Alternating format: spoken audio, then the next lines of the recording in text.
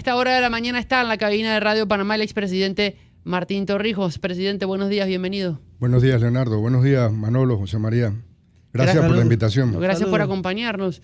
Evidentemente la información que surgió fueron lo que recorre tras la conferencia de prensa que dio el día lunes sobre la revocatoria de su visa para entrar a Estados Unidos.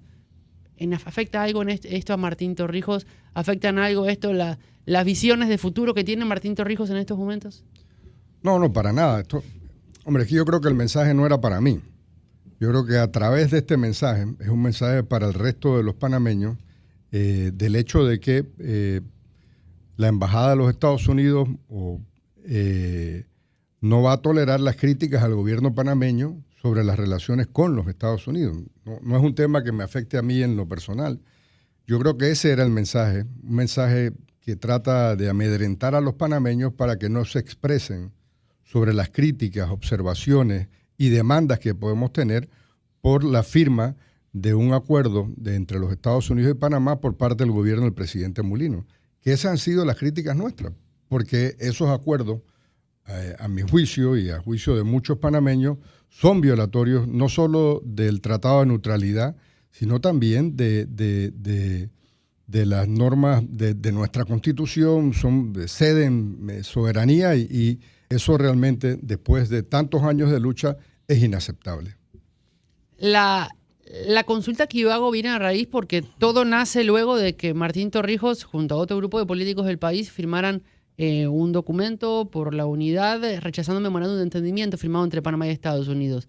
Pero, ¿cuál es el rol que juega el gobierno de José Raúl Mulino en todo esto? Porque la decisión de Estados Unidos es una decisión que afecta el ingreso de Martín Torrijos a Estados Unidos, no dentro de Panamá. Pero ¿cuál es el rol que está jugando el gobierno de Mulino en todo esto? Mira, ha sido un gobierno muy complaciente en términos de que todo lo que ha solicitado el gobierno de los Estados Unidos, Panamá se lo ha dado. Y me han hecho esta pregunta con frecuencia. Bueno, ¿qué se puede hacer? Cada país ha encontrado, ante las demandas de los Estados Unidos y esta nueva administración del presidente Trump, una fórmula de salvaguardar sus intereses y de atender los puntos que pueda tener la administración Trump. Yo estoy seguro que podemos haber, si la preocupación es la seguridad del canal, hay un tema que sí es fundamental y es que todo esto nace con algo que es falso, la presencia china dentro del canal de Panamá. Entonces, cuando en un comunicado entre el presidente Mulino y el secretario de Defensa comienzan hablando de la maligna presencia china o complicada, no me acuerdo cuáles son los términos exactos, ahí le estás admitiendo que existe y eso no existe. Entonces, esto nace mal y nace. Pero bueno, si hay una preocupación de los Estados Unidos sobre el tema de la seguridad del canal, bueno, habría que buscar una manera de enfrentarlo, como México, cuando le pidieron que mandaran tropas a los Estados Unidos a la frontera o en territorio americano, dijeron no, pero mandaron sus propias tropas y reforzaron la frontera y han estado cooperando con todo el tema del tráfico de drogas, etc. Pero no hay líneas donde no se permite que sean violadas y sobre todo lo que nos costó la recuperación del canal, el tema de la soberanía, nuestra lucha, los mártires del 9 de enero, toda esta lucha de tantas generaciones no puede quedar en el olvido y pretender que este gobierno quiere no solo autoengañarse o engañarnos diciendo que esto no es violatorio a nada, sí es violatorio. O sea, están estableciendo bajo el pretexto de sitios conjuntos, de uso conjunto, predeterminados, delimitados, revivieron los nombres que existían cuando teníamos bases militares, Howard, Sherman, Rodman, que tampoco es que hemos sido muy creativos para también nosotros autodenominar nuestro propio territorio. Y bueno, ahí van a estar, pues, o sea, vamos a retrotraernos a cuando aquí había un proceso de descolonización y teníamos patrullaje conjunto. Vamos a ver nuevamente una garita, no sé, donde haya panameños y soldados norteamericanos, habrán dos banderas, habrá prohibición para que uno entre, porque bueno, desde todo punto de vista son instalaciones militares y de seguridad. Entonces, esto es un retroceso. Y no importa cómo el gobierno lo quiera poner, no importa cómo me llame, no importa cuántas campañas utilicen para desvirtuar las críticas que estamos haciendo. La realidad es que es un retroceso y nosotros no podemos felicitarlos como ellos pretenden, pues, o sea, porque le damos una medalla ahora, pues. No, esto es un acto que avergüenza como panameño, como ciudadano, y lo que tenemos es que replantearnos cómo defendemos los intereses nacionales sin ceder soberanía. ¿Cómo fue la notificación? Porque no es usual que Estados Unidos le informe a una persona que no tiene visa. Generalmente la gente se entera en el aeropuerto, cuando va a comprar el boleto, lo que sea.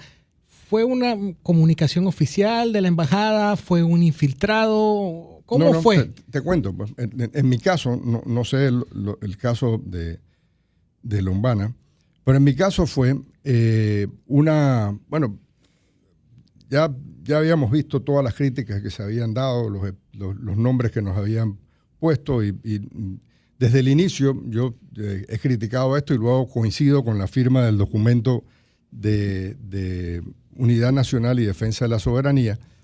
A mí me enviaron a través de una persona que trabaja conmigo un correo electrónico, ¿no? O sea, en su correo había una nota dirigida a mí donde me notificaban de la revocatoria de la visa, argumentando el artículo 221I del Código de Naturalización, etcétera, o migración.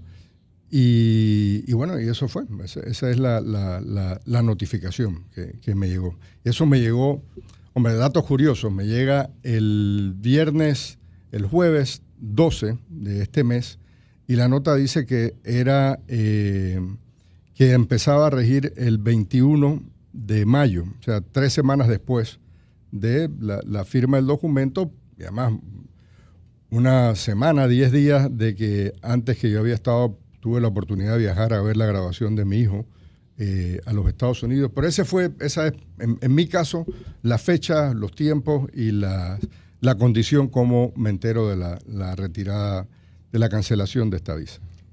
El documento, la firma del documento es un movimiento político.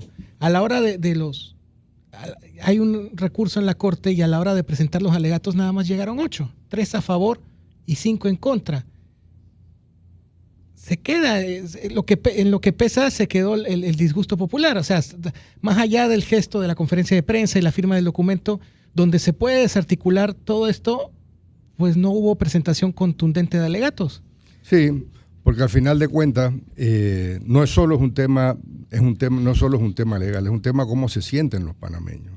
Y sí, tal vez pudimos haber ido a la Corte a presentar argumentos, pero no le quita validez a la protesta, no le quita validez a la firma, no le quita validez a los puntos que estamos planteando. O sea, yo creo que el hecho de que nos hayamos propuesto, pues no es un tema ni de valentía, yo creo que es la obligación que tiene el panameño y de mantener este discurso, este discurso y mantener las posiciones realmente, bueno, trae consecuencias. Yo estoy seguro que a varias personas no querrán ni siquiera hablar el tema con temor a que le revoquen la visa.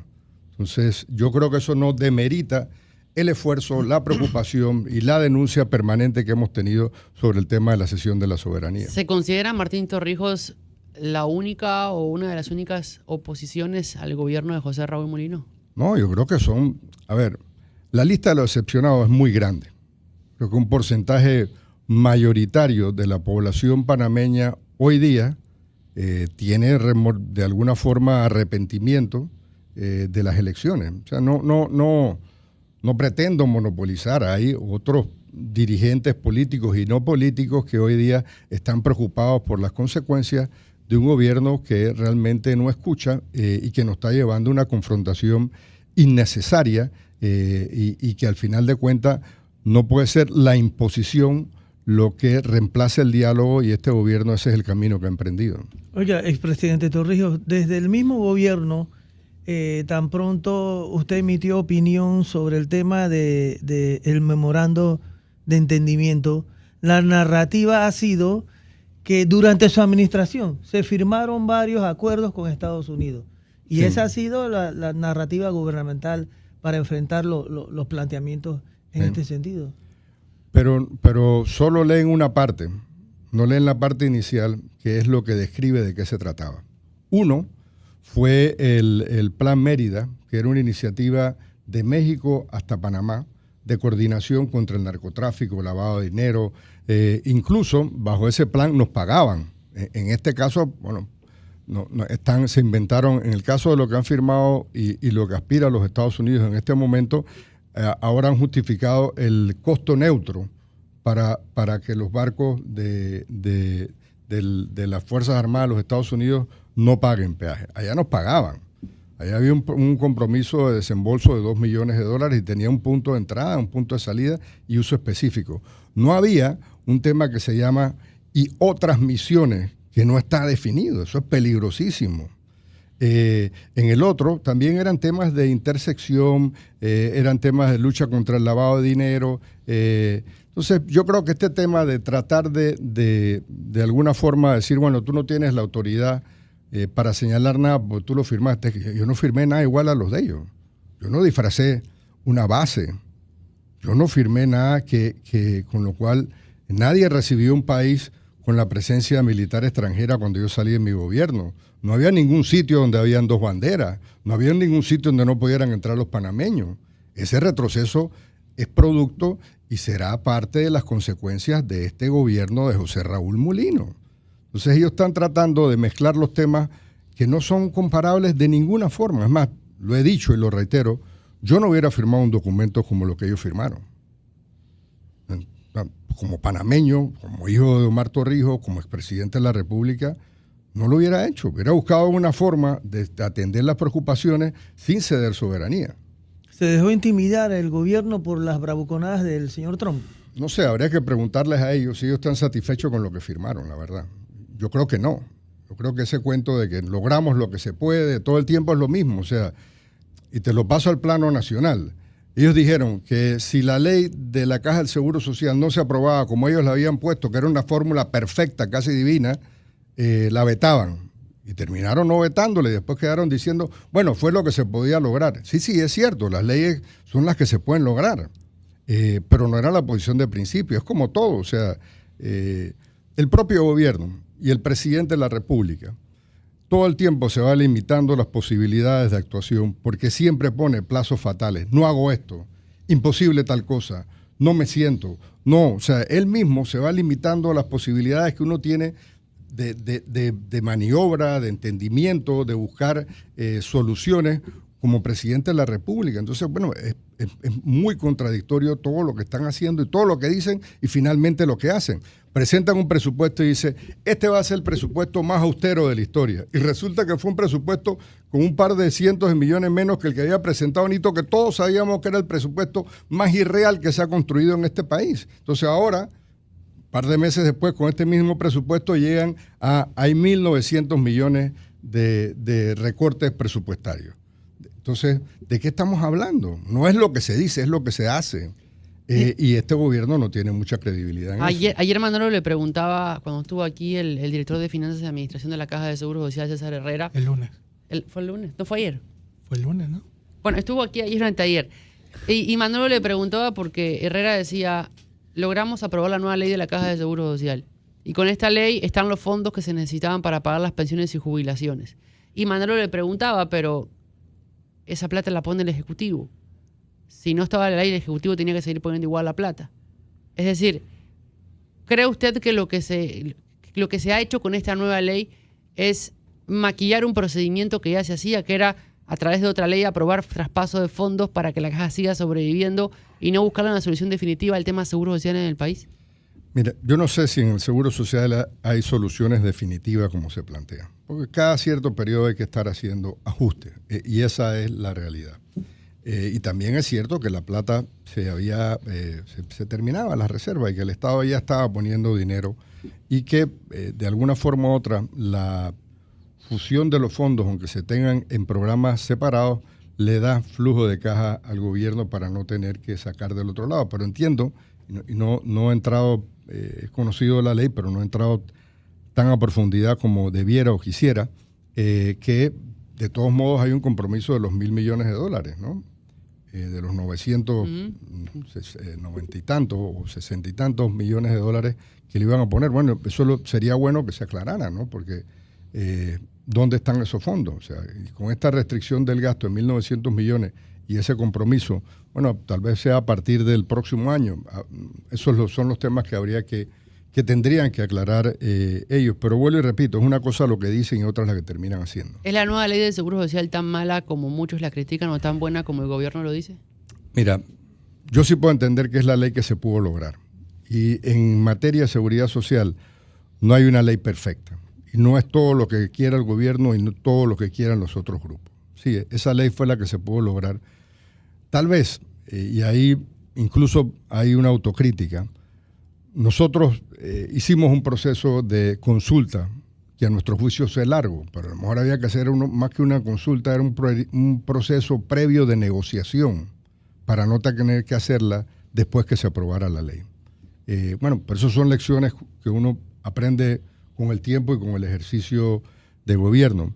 No sé si le faltó un poco de eso, ¿no? Nadie los puede acusar de que no hicieron consulta, pero por otro lado tampoco nadie se sentó en este gobierno a hablar con los grupos y la intransigencia no llega a nada, pues porque no es todo lo que uno quiere. En una negociación hay parte y parte y es donde estamos ahora, pues. O sea, es obvio que el gobierno no va a derogar la ley.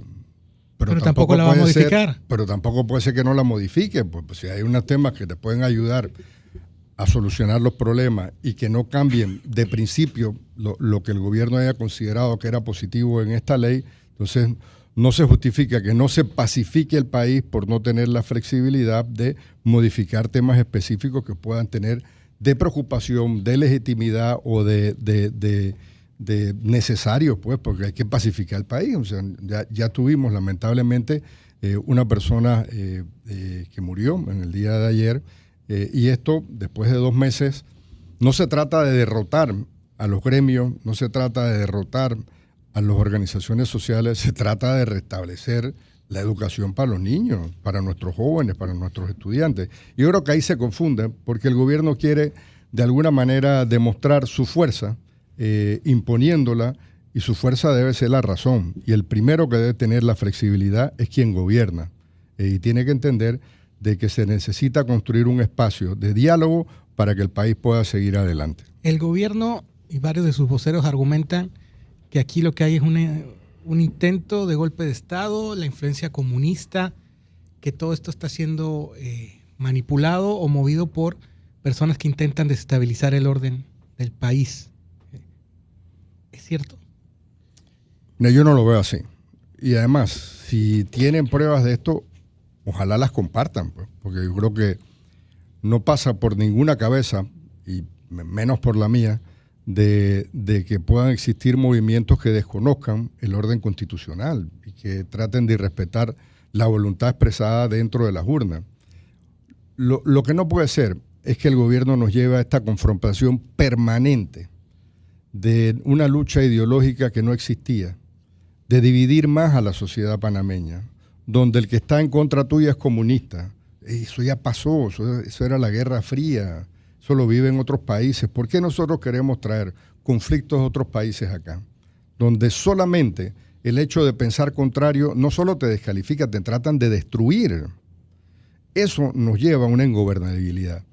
Pero el problema de fondo de esta sociedad es realmente que hemos construido una sociedad muy inequitativa. Es realmente, si nosotros no atendemos los problemas de la desigualdad, nunca vamos a tener un país que sea realmente gobernable. Y vemos en cada gobierno y en cada periodo una crisis. Claro, hay gente, yo no puedo negar que existe gente con un tinte ideológico que piensa que es el momento de derrocar el gobierno o promover lo que sea. Sí la hay, pero son la minoría. O sea, no todo el que protesta tiene un componente ideológico ni está buscando el debilitamiento del Estado. No es así. O sea, yo creo que hay que reconocer que hay motivos para que la sociedad esté descontenta. Este país ha crecido y las familias no han crecido igual que ha crecido el país. Y a la gente, a través del tiempo, más que mejorar la condición de vida de su familia, ve cómo se deteriora, cómo se empeora, cómo se empobrece. ¿Qué significa que un expresidente nos esté hablando de eso? Significa que este país requiere una reflexión profunda de dónde estamos y cómo nos vamos a poner de acuerdo para poder establecer un camino mínimo que nos permita superar las dificultades que no dejan que este país progrese y que cada día va a ser más difícil gobernar a quien esté. Porque estos problemas vienen de arrastre. Y mientras no entendamos, a ver, te lo digo porque nosotros hicimos una serie de reformas que permitían que el país entrara en una etapa de bonanza de recursos económicos. Y esa etapa nosotros la veíamos como la etapa donde había que invertir en la gente, en la transformación de la educación, la capacitación, de dotarles de los instrumentos para que cada familia pudiera seguir progresando. Y no fue. Fue la época de Martinelli, donde sí, bueno, sí se dieron obras de infraestructura, hombre, algunas importantes como el metro, pero también donde todas estas obras están cuestionadas con un tema de corrupción.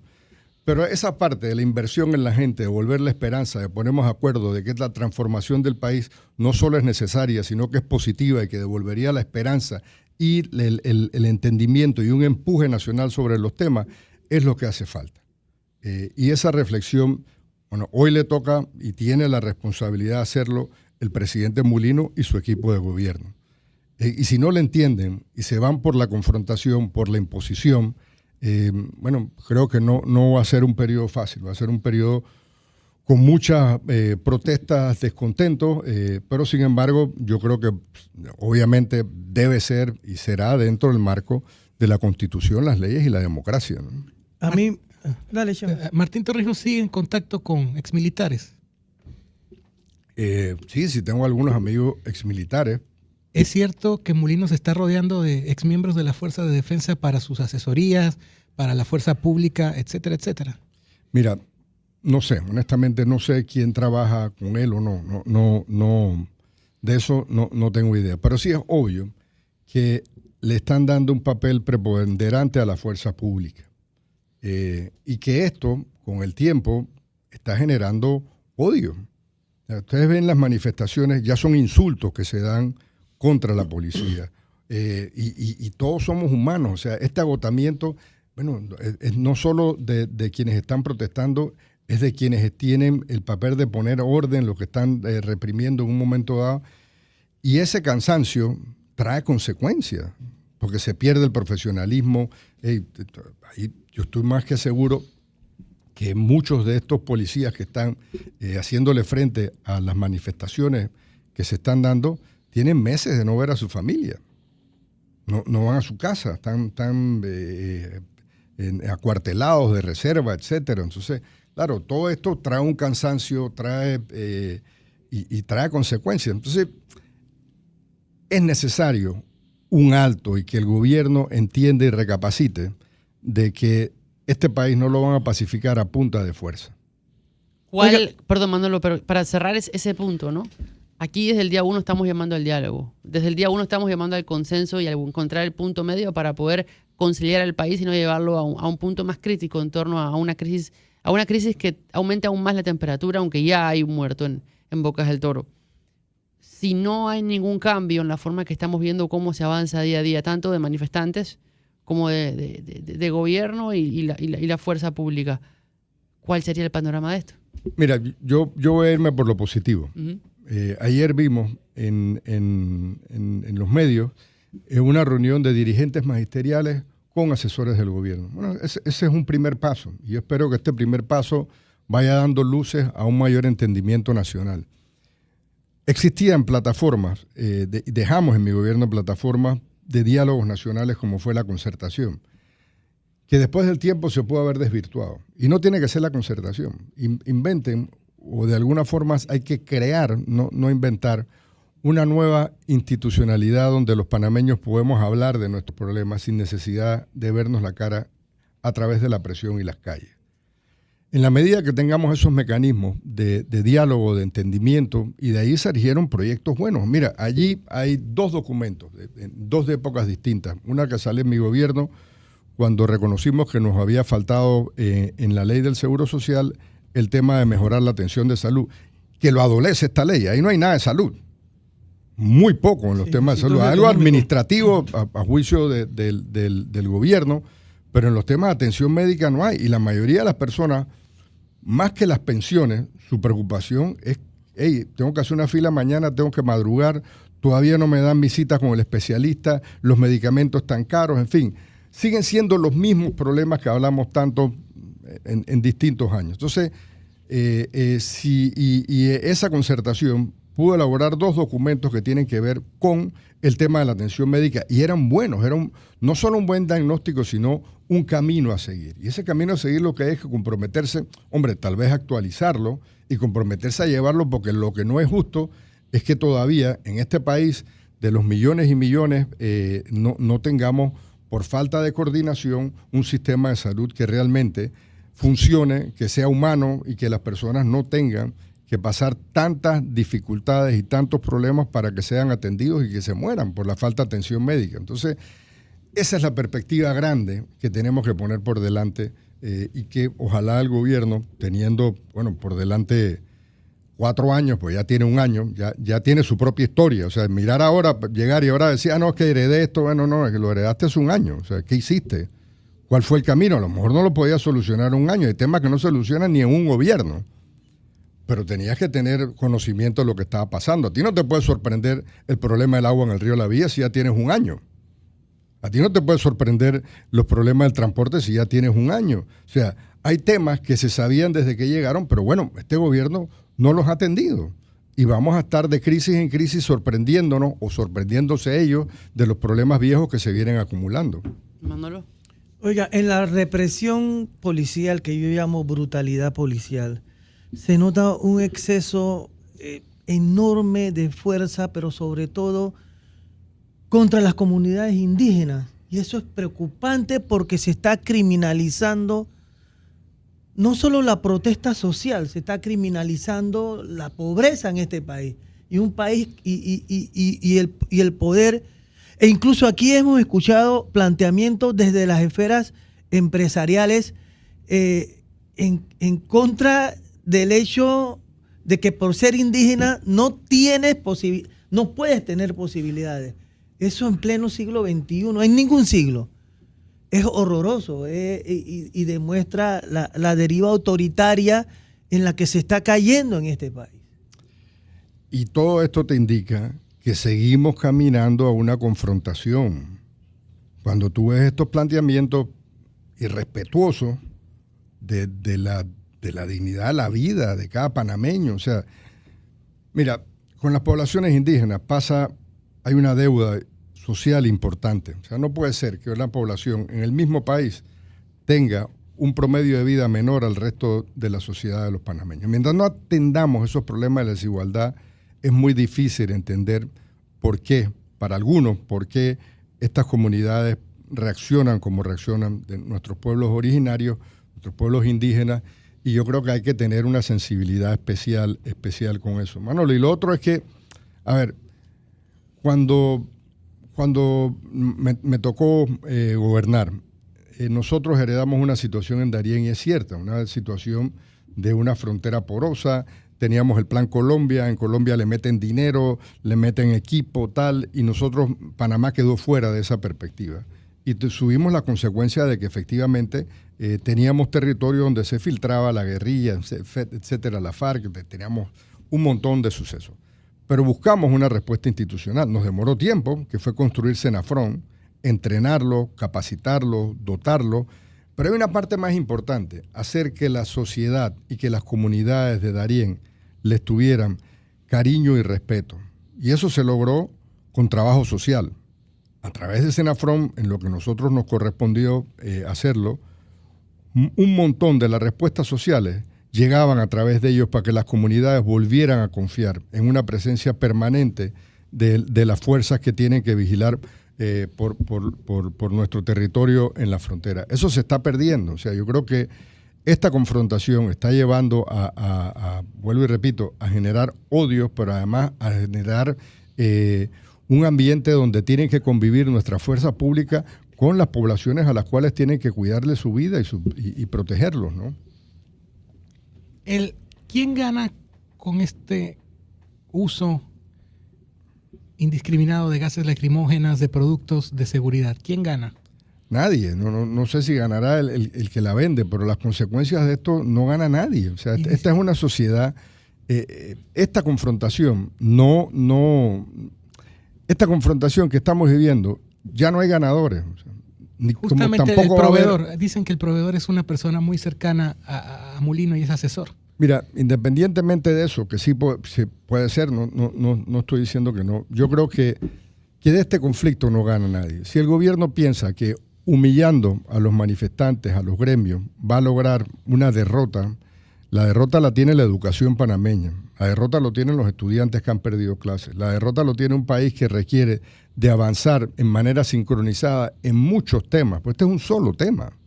O sea, tenemos temas importantes, ojalá discutieran el tema de salud, que es parte de lo que quedó pendiente en esta ley que se acaba de aprobar. O sea, ¿por qué no abrimos un diálogo por lo menos para atender los problemas de salud? Pues? ¿Por qué no vemos los diálogos que tienen que ver con los problemas donde, bueno, ya existen muchos diálogos con el tema de la educación, pero bueno, ¿cómo logramos? Imposible pensarlo ahora por la relación tan tensa que tiene la ministra con los gremios, porque los gremios hay que incluirlo dentro de una reforma de la educación y no se puede confrontar y no se puede estar amenazando ahí. No sé, hablan de que hay 30.000 educadores que no han cobrado y en ese tema el cobro no es que se jodieron los bancos, como algunos piensan. No, el que no recibe la plata es el que está mal. Los bancos aguantan, o sea, los bancos aguantaron la pandemia, aguantaron la invasión, o sea, ¿no? Los bancos tienen plata y ese no es el problema. O sea, cada vez que tú ves una reacción es contra otro, pues, o sea, nunca vamos a la raíz, pues, la culpa la tienen los bancos, la culpa la tienen los ricos, este país no era así, ¿eh? Mientras usted y este país no puede ser así, porque estamos sembrando odio y el odio no va a dejar que nos entendamos para poder construir un futuro común. Pero tampoco se puede negar que aquí hay una clase social que se reparte la mayoría del pastel y el resto se queda con las migajas. Te estoy diciendo que el problema es la desigualdad. Pero no es un tema, no solo es la desigualdad de ingreso, que sí, que es cierto, es la desigualdad de las oportunidades. ¿Cómo vamos a tener un país donde teniendo tantos recursos, no es un problema que hace falta más plata, es que ya la estamos gastando, pero no la estamos invirtiendo bien? Ahí está uno de esos temas, el tema de la salud, de la cita, del tiempo de espera, del tratamiento inhumano, de la falta de medicamentos, de lo caro de los medicamentos, de las familias que se mueren porque no reciben atención o que recibieron atención tardía. Después que te descubran un cáncer avanzado, es más complicado y menos probabilidades que tengas de sobrevivir, pero si te lo detectan a tiempo, y esos mecanismos no existen en el día de hoy. Entonces yo no estoy negando un tema de eso, lo que estoy es proponiendo cómo lo vamos a superar. Pero, por ejemplo, ya con la experiencia presidencial, no se puede negar que hay un grupo de gente a la que le conviene que nada cambie. Sí, pero eso no es el trabajo de los gobernantes. O sea, el trabajo de los gobernantes es, a ver, si el problema del medicamento son los importadores y son 5, bueno, realmente la preocupación no son esos 5, la preocupación son los millones de panameños que tienen medicamentos caros. Eso, hombre, para mí está claro. Yo no sé si para que los que gobiernan están claros, o a lo mejor la presión que tienen algunos grupos económicos sobre el gobierno les cambia la agenda. A mí no, o sea, yo estoy claro y consciente de los problemas que se están dando. Lo que no creo es que ahondar en esos problemas contribuya a que el país se pueda entender, pues, porque no es que echarle la rabia o cogerla con el que tiene. A mí me das la oportunidad, porque si yo tengo el instrumento como familia, yo me voy a superar. Y esa superación es la que no se está viendo en esta sociedad. Presidente, mientras escuchamos sus respuestas, tenemos a un Pinky en el WhatsApp que no para de escribirnos preguntando si Martín Torrijos va a crear un nuevo partido Pinky es político. nuestro operador de radio aquí. Pinky, yo llegué y lo primero que hice fue tomar una foto con Pinky para Daniela. Para Daniela, claro. Para Daniela, eso no. Son amigos. Pero esa es la pregunta de Pinky. Mira, yo creo que todos estos temas obligan y reiteran la necesidad, este fracaso de la política, pues, y de los partidos políticos, porque mucho de esto se puede haber evitado si tuviéramos partidos políticos, instrumentos y organizaciones políticas que realmente llevaran y reflejaran el sentimiento, la preocupación, los retos que estamos hablando de la desigualdad que hay en esta sociedad como parte de su agenda. La defensa de la soberanía. No hay ningún partido político que se haya preocupado por defender la soberanía.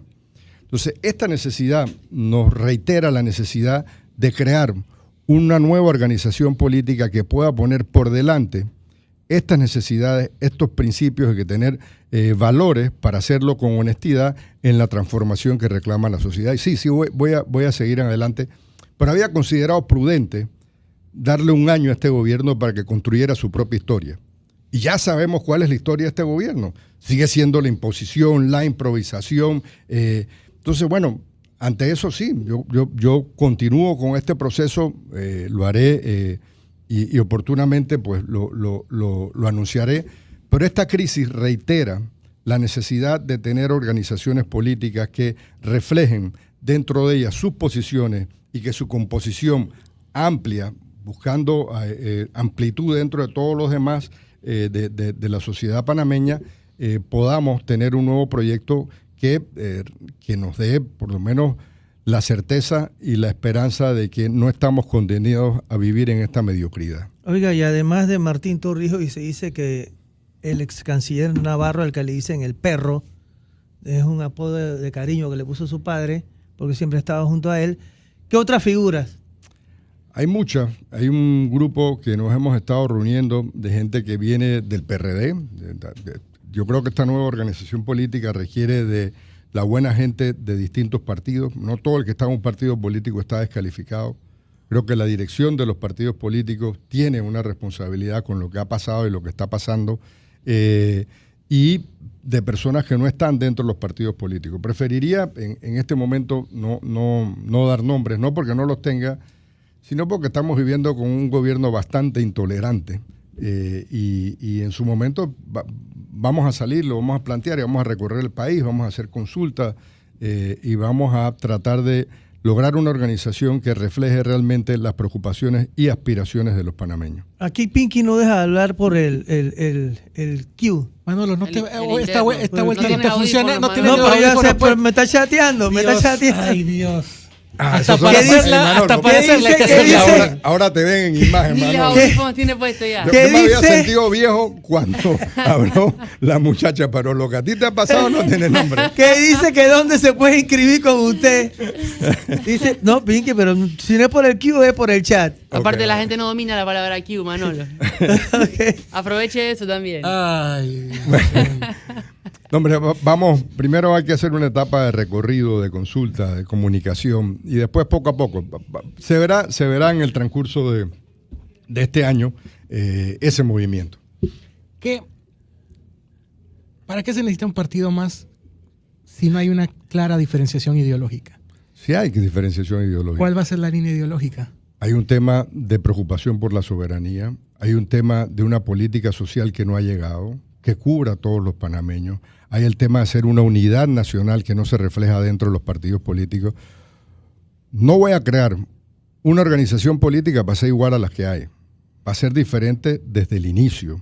Y ese ha sido mi compromiso. Y yo no estoy aquí para defender los intereses económicos de nadie, ni para aferrarme a mantener un status quo que no tiene niveles de satisfacción social, porque definitivamente a las familias no les está yendo bien. La vida de los panameños no ha ido mejorando como ha mejorado la situación del país, y por eso cuando la gente habla de millones y millones y del PIB y del crecimiento económico, no lo reflejan, como también reflejan alguna forma de desapego, de no sentir el canal cerca, porque los dineros que se dan del canal no lo ven, pero no es culpa del canal. Pero esa es otra discusión, por eso sí sería mucho más larga, de cómo tener dineros del canal que vayan y se reflejen en la mejoría de la vida de los panameños. Yo sugerí que fuera con el tema de la producción de agua, pero pueden haber muchísimas áreas más donde el canal puede de forma directa identificar, y que los panameños, cuando abran la pluma y salga agua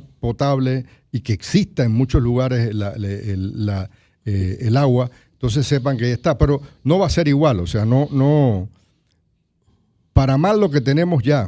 O sea, y lo que se requiere es algo distinto. Bueno, y eso será el reto de yo poder probarlo, convocar, entusiasmar detrás de esto a los panameños de una nueva opción política. Ya en la parte final de la entrevista que nos ha concedido en esta jornada, el 1 de julio asume la nueva Junta Directiva de la Asamblea Nacional, y es el primer informe del país del presidente José Raúl Mulino cuando cumple un año de gobierno. ¿Espera algo de ese informe del país y del expresidente Martín Torrijos? La verdad no mucho, pues. No mucho, porque al final de cuentas este gobierno llegó y no hizo las denuncias, y hoy día los problemas que tenemos, sí, algunos son heredados, pero otros son propios. Y bueno, no tengo muchas expectativas, como tampoco con esa gran desilusión que tienen la mayoría de los panameños de este gobierno. No creo que tenga mayor cosa que aportar ese discurso del 1 de julio. Presidente Martín Torrijos, me enredé porque Chema iba a decir algo. Gracias por estos minutos. No. Es el tema de la disyuntiva si te llaman expresidente o presidente. Sí. Gracias por estos minutos en Radio Panamá y ojalá podamos tener otras oportunidades aquí en el estudio. Seguro, gracias a ustedes. A esta hora